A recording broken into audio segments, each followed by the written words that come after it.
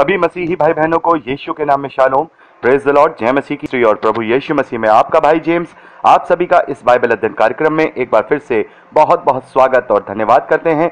हम अध्ययन कर रहे हैं प्रेरितों के कार्य का और एक छोटी सी प्रार्थना के साथ आज के अध्ययन को हम शुरू करेंगे। हालेलुया। धन्यवाद पिता परमेश्वर, धन्यवाद आपके अद्भुत रीति वाले प्रेम, आपके अनुग्रह और आपकी तमाम आशीषों के लिए।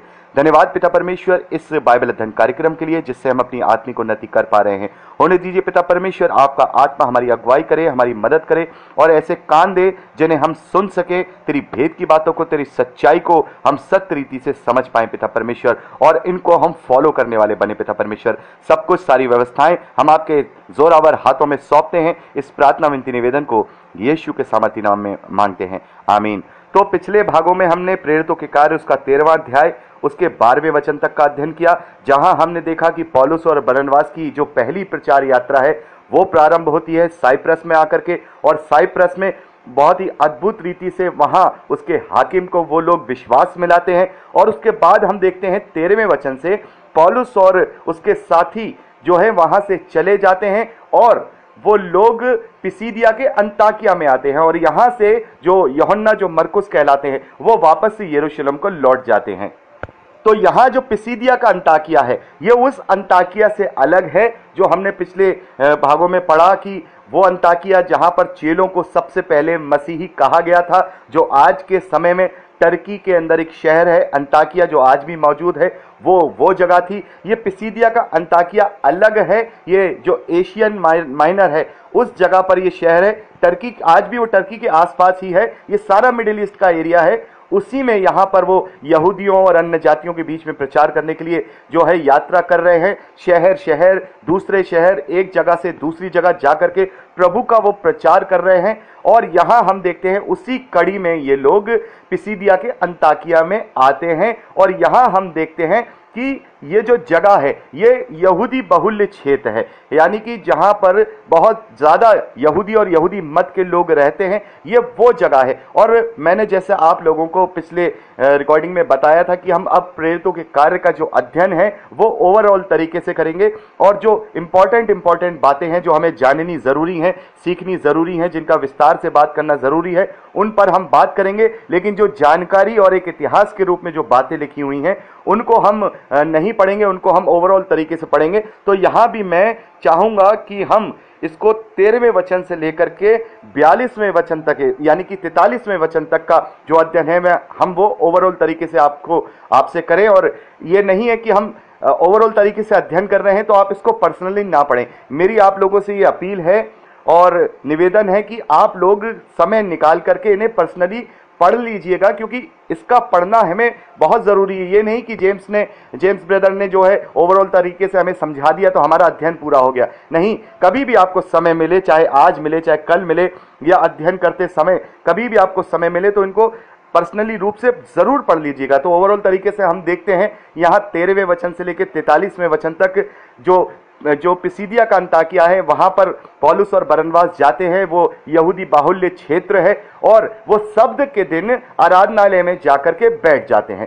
तो यहाँ पर सबसे अच्छा तरीका है यहूदियों को प्रचार करने का कि वो एक जगह इकट्ठे होते हैं शब्द के दिन, सारे नगर के लोग आराधनालय में आकर के इकट्ठे होते हैं। तो ये अच्छा मौका होता है शब्द के दिन कि वो वहां पर जाएं और लोगों में प्रभु के सुसमाचार का प्रचार कर सकें। तो वो उन लोगों के बीच में जाकर के बैठ गए।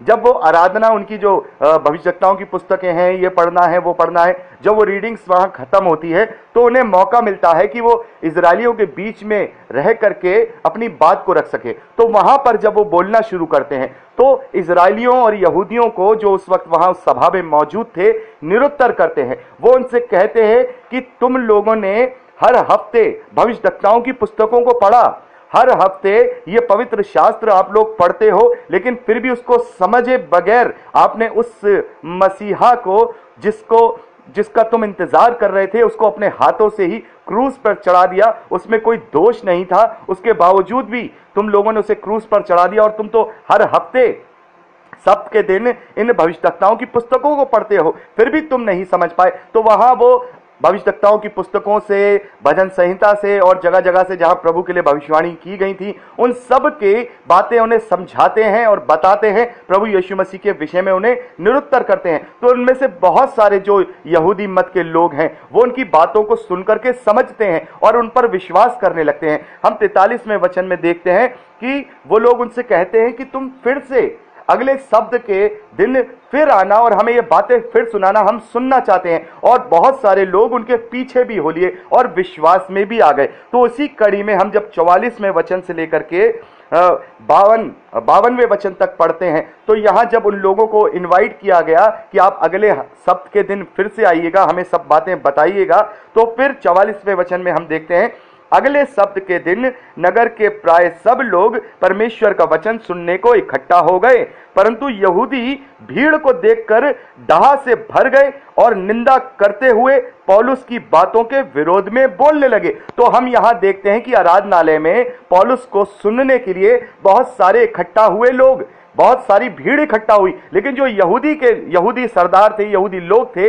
ये देख करके बड़ा जल गए और उनके विरोध में निंदा करके उनका विरोध करने लगे। लेकिन हम यहां देखते हैं कि पौलुस और बरनबास निडर होकर बोलते हैं, अवश्य था परमेश्वर का वचन तुम में पहले सुनाया जाता, परंतु जब तुम उससे दूर हटाते हो तो अपने आप को अनंत जीवन के योग्य नहीं ठहराते। तो देखो हम अन्य जातियों की ओर फिरते हैं, क्योंकि प्रभु ने हमें यह आज्ञा दी है, मैंने तुझे अन्य जातियों के लिए ज्योति ठहराया ताकि तू पृथ्वी की छोर तक उद्धार का द्वार हो। तो ये सुनकर अन्य जातियां आनंदित हुए और परमेश्वर के वचन की बड़ाई करने लगे, और जितने अनंत जीवन के लिए ठहराए गए थे उन्होंने प्रभु पर विश्वास किया।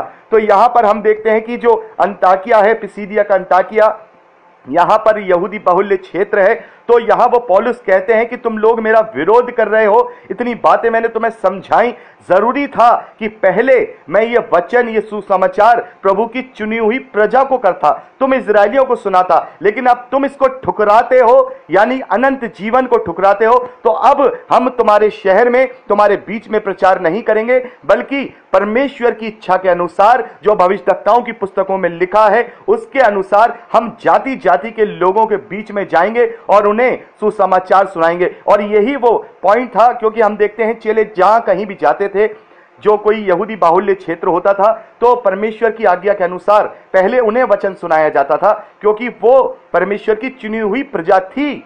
लेकिन उसके बाद जब वो विरोध करते थे, उसके बाद उन अपने प्रचार को वो अन्य जातियों में डाइवर्ट कर देते थे, जैसा कि प्रभु यीशु मसीह ने उन्हें आज्ञा दी थी। और हम देखते हैं कि जो भविष्यवाणियां जो की गई हैं वो भी प्रभु यीशु मसीह के लिए यही की गई हैं कि तू इजराइल के गोत्रों का न्याय करेगा। ये तो छोटी बात है। यशायाह भविष्यवक्ता की पुस्तक उसका 49वां अध्याय 6 वचन को मैं यहाँ कोट कर रहा हूँ, पढ़ रहा हूँ कि इजराइल की जातियों का तू न्याय करेगा, ये छोटी बात है। मैंने तुझे जाति जाति के लोगों के लिए ज्योति ठहराया है। जो प्रभु यीशु मसीह के लिए जो ये भविष्यवाणी हुई थी, इसी बात को यहाँ पौलुस उनके बीच में क्लेम करते हैं कि देखो अब हम अपने प्रचार को अन्य जातियों में डाइवर्ट करते हैं। तो यहाँ पर हम देखते हैं कि बहुत सारे जो लोग हैं अन्य जातियों से हैं, वो प्रभु पर विश्वास करते हैं और उनके पीछे हो लेते हैं और प्रभु के चेले बनते हैं। लेकिन इस बात में भी वहां जो यहूदी लोग हैं, जो सरदार हैं, ये बात भी उन्हें बुरी लगती है, ये बात भी नहीं पचा पाते हैं। अब जबकि वो लोगों के बीच में प्रचार नहीं कर रहे हैं, केवल अन्य जातियों के बीच में प्रचार कर रहे हैं, तब भी वो लोग पौलुस और बरनबास को जो है वहां से हटाना चाहते हैं। तब उन लोगों ने, जो प्रमुख लोग हैं उस शहर के, अंताकिया के जो शहर के जो प्रमुख लोग हैं, और जो लोग कुलीन स्त्रियां और भक्त जितने भी नगर के लोग हैं, उन सबको मिला करके वो लोग षड्यंत्र रचते हैं और बरनबास और पौलुस को उस शहर की सीमा से बाहर निकाल देते हैं। और यहां पर हम पढ़ते हैं 51वें वचन में, तब वे उनके सामने अपने पांवों की धूल झाड़कर इकुनियुम को चले गए और चेले आनंद से और पवित्र आत्मा से परिपूर्ण होते गए। तो यहां पर हम देखते हैं उनका जब कार्य पूरा हो गया, जिस प्रकार से प्रभु यीशु मसीह ने अपने चेलों से कहा था, यदि तुम्हारी कोई बात सुने तो उसके घर ठहरना, यदि कोई तुम्हारी बात ना सुने, तुम्हारी बात को ना माने, तुम्हारे प्रचार को ना समझे, तो फिर तुम अपने पांवों की धूल भी उस जगह पे झाड़ के आ जाना। और यही कार्य पौलुस और बरनबास ने भी यहाँ पे किया और वहां उनसे कहा कि हम तुमसे तुम्हारे शहर की धूल भी अपने पास नहीं रखेंगे, और अपने पैरों की धूल को झाड़ करके उस जगह से वो दूसरे शहर जो इकुनियुमस कहलाता है वहां चले गए। और यहां पर 13वां अध्याय कंप्लीट होता है और अब हम 14वें अध्याय की ओर आगे बढ़ते हैं। तो यहां पर हम देखते हैं वो लोग पिसिदिया के अंताकिया से इकुनियुमस नामक शहर में जाते हैं। ये इकुनियुमस जो शहर है आज टर्की में मौजूद है, जिसका नया नाम कोन्या है। ये कोन्या नाम का जो शहर है आज भी टर्की में मौजूद है और ये वहां पर जाते हैं और वहां पर जाकर के यहूदी और यूनानियों के बीच में, यानी जो यहूदी हैं चाहे वो अन्य जाति हैं, उनके बीच में जाकर के प्रचार करना शुरू कर देते हैं। इस शहर में जब वो प्रचार करते हैं तो बहुत सारे जो लोग हैं वो उनकी तरफ आते हैं, लेकिन बहुत सारे लोग चाहे वो यूनानी हों चाहे वो यहूदी हों, इन लोगों का विरोध में भी खड़े हो जाते हैं। तो जो लोग विरोध करने वाले थे उन्होंने वहां पर और दूसरे लोगों के बीच में उन्हें भड़काना शुरू कर दिया और उनमें उनके प्रति जो है कटुता उत्पन्न कर दी। वह बहुत दिन तक तो वहां रहे और प्रभु के भरोसे पर हियाव से बातें करते थे और वह उनके हाथों से चिन्ह और अद्भुत काम करवाकर अपने अनुग्रह के वचन पर गवाही देता था। परंतु नगर के लोगों में फूट पड़ गई थी। इससे कितने तो यहूदियों की ओर से और कितने प्रेरितों की ओर हो गए थे। यानी कि वहां देखते हैं कि वो परेशानियों के बावजूद, विरोध के बावजूद, तकलीफों के बावजूद वो परमेश्वर के हियाव में डटकर परमेश्वर का प्रचार इस शहर में करते रहे। लेकिन वहां पर बहुत सारे लोग जो उनके विरोधी थे उनमें मिल गए और बहुत सारे लोग जो बरनबास हैं और पौलुस हैं उनकी तरफ हो गए। परंतु जब अन्य जातियां और यहूदी उनका अपमान और उन पर पथराव करने के लिए अपने सरदारों समेत उन पर दौड़े तो वो इस बात को जान गए और लकाउनिया के लुस्रा और दिरबे नगर में और आसपास के प्रदेशों में भाग गए और वहां सुसमाचार सुनाने लगे। लेकिन जब उन्होंने देखा कि अब ये लोग बहुत आयत से हमारे पीछे पड़ गए हैं और ये अब हमें बहुत ज्यादा हानि पहुंचा सकते हैं, तो फिर वो लोगों ने, उन प्रेरितों ने, बरनबास ने और पौलुस ने उस जगह को छोड़ दिया और लुस्रा और दिरबे नामक शहर में जाकर के चले गए। तो ये जो लुस्रा है ये लाइस्ट्रा शहर है और डरबे शहर ये भी टर्की में ही है, क्योंकि यहां उसी एरिया में अभी प्रचार चल रहा है। टर्की कोई छोटा देश नहीं है, बड़ा देश है। लेकिन उस वक्त जब उनके पास ना तो घोड़े थे, ना टांगे थे, ना मोटरसाइकिल थी, ना कार थी, वो पैदल चला करते थे या फिर ऊंटों पे चला करते थे। वो इसी प्रकार से आसपास के शहरों में जाया करते थे और शहर भी जो है आसपास के जो जगहें हैं वहां बसा करती थी। तो यहां पर अब वो जब ये देखते हैं कि अब उनके ऊपर बहुत ज्यादा उपद्रव होने लगा है तो फिर वो वहां से लुस्रा और दिरबे शहर में भाग जाते हैं, चले जाते हैं। तो यहां पर हम देखते हैं कि जो प्रभु ने हमसे कहा है, प्रभु यीशु मसीह ने हमसे कहा है कि तुम कबूतर के समान भोले और सांप के समान जो है सतर्क बनो। तो यहां पर चेले वही कार्य कर रहे हैं। हम देखते हैं कि जरूरी नहीं है कि हम सुसमाचार ऐसी जगह करें जहां पर हमें जान का खतरा हो रहा है और हमें अंदेशा हो रहा है कि ये लोग हमें मार देंगे, ये लोग हमारी जो है जान की हानि कर लेंगे। तो वहां पे अक्लमंदी यही है कि वहां से हम हट जाएं। ये अपने आप में बहुत बड़ी वाहवाही की बात नहीं है कि हम वहां जाकर के कहें कि नहीं साहब हमें मारो, हम तो फिर भी सुनाएंगे, हमें काट दो, हम तो फिर भी तुम्हें सुनाएंगे। नहीं, जब लोग उनका विरोध करते थे तो वो उस शहर को छोड़ के चले जाते थे, क्योंकि जो परमेश्वर का जो सुसमाचार है, प्रभु यीशु मसीह का जो सुसमाचार है वो विरोध करने वालों के लिए नहीं है। प्रभु यीशु मसीह ने साफ तौर पे यूहन्ना का सुसमाचार 3 अध्याय में कहा है कि जिन्होंने विश्वास किया वो उद्धार पा चुके हैं, लेकिन जिन्होंने इनकार किया वो दोषी ठहराए जा चुके हैं। तो जिन लोगों ने अगर इनकार कर दिया एक बार और हम ये देख रहे हैं कि अब ये इनकार कर चुके हैं और ये सुसमाचार पे विश्वास नहीं करने के, तो फिर अब हमें उनके बीच में प्रचार नहीं करना है, क्योंकि अब तो वो दोषी ठहराए जा चुके हैं। अब हम अन्य लोगों तक जाएं जो परमेश्वर के खोजी हैं, उन तक सुसमाचार पहुंचाएं, ताकि जब वो न्याय के दिन खड़े हों तो उनके पास एक बचाव की चीज ना हो कि हम तक सुसमाचार नहीं पहुंचा था। तो पृथ्वी के छोर तक सुसमाचार पहुंचाना है,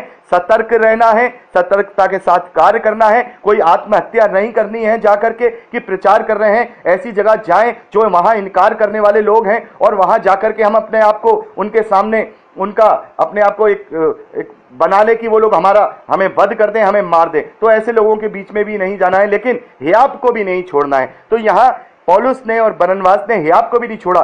जब तक वो सहन कर सकते थे, जब तक वो वहां उनका विरोध सहन कर सकते थे, तब तक वो वहां रह करके प्रभु की महिमा करते रहे, प्रभु का प्रचार करते रहे। लेकिन जब उन्होंने देखा कि अब ये भीड़ हमें जान से मार सकती है या हमें हमारे शरीर की हानि पहुंचा सकती है, तो वो लोग वहां से निकल गए दूसरे शहरों में, ताकि और लोग भी प्रभु के प्रचार को, प्रभु के नाम को जान सकें और उद्धार को पा सकें। तो यहां पर हम देखते हैं कि अब वो लुस्रा की तरफ चले गए हैं, दिरबे की तरफ चले गए। तो यहां हमने प्रेरितों के कार्य 14वां अध्याय उसके 7वें वचन तक का अध्ययन किया। आगे हम 8वें वचन से अगली रिकॉर्डिंग में बात करेंगे। प्रभु आपको आशीष दे। Praise the Lord.